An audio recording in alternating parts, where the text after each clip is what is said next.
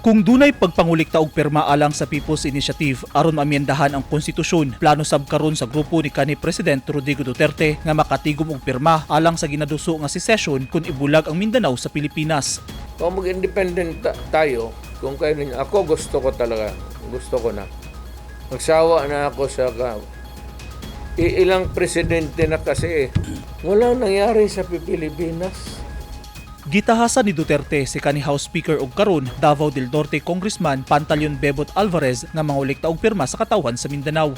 Si Bebot Alvarez, siya yung talagang pinakauna nagpalakad ng mga papel about the desirability of Mindanao seceding from the Republic of the Philippines.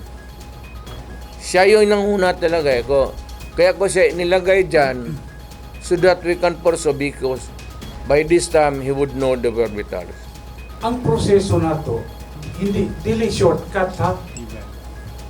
We have to take the pains of explaining. Pasabto na itong katawan. Pasabto na to. Naaman sila nagpuyo dire sa Mindanao. Naturally, gusto ka nga ang imong mga anak na ay kaugmaon.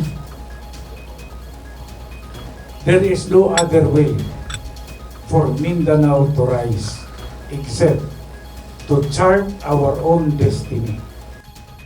Gibutyag ni Duterte nga dili rebellion o sedisyon ang ilang mga giplano, pero aminado siya nga moagi pa og taas nga proseso ang ilang ginaduso nga secession.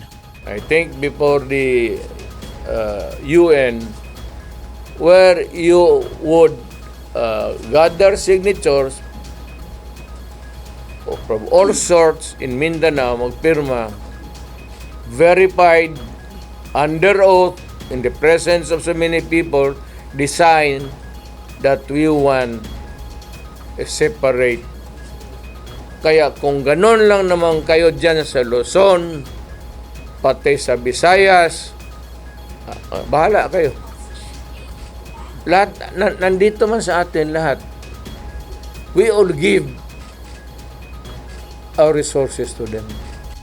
Wala una mohatag og komento ang pipila ka mga magbabalaod sa plano nga gustong mahitabo ni Duterte. Sama nila Senate President Juan Miguel Zubiri ug Minority Leader Aquilino Coco Pimentel nga pulos taga Mindanao. Sumala sab ni Senator Francis Chis Escudero nga dili moobra ubos sa konstitusyon ang gusto sa kanhi presidente nga ibulag ang Mindanao sa Pilipinas. Ug galing madayon ang Mindanao Independence, dili na nila tugutan ang mga tagalaing nasud nga mosulod sa Mindanao. Pwede na sa bawalan ang International Criminal Court kun ICC nga mosulod sa isla. Nakaingon ang mga unang miduso kaniadto og secession nga kaya na sa Mindanao nga mobarog og mabuhi bisan walay suporta gikan sa national government. Plano karon sa grupo nila Duterte ug Alvarez nga tuyukon ang matag local government unit sa entero Mindanao. Eugene Hinutan, Newsline Philippines. Stay safe.